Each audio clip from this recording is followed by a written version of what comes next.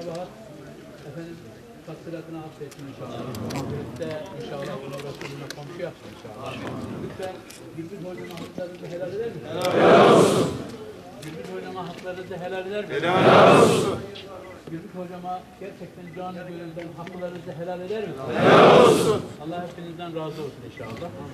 Cenaze namazı malumunuz vecehtu vecihiye izleri fatara semavatı vecehtu duasından sonra fatihalarını okurlar. İkinci tekbirde salavat-ı şerifeleri okurlar.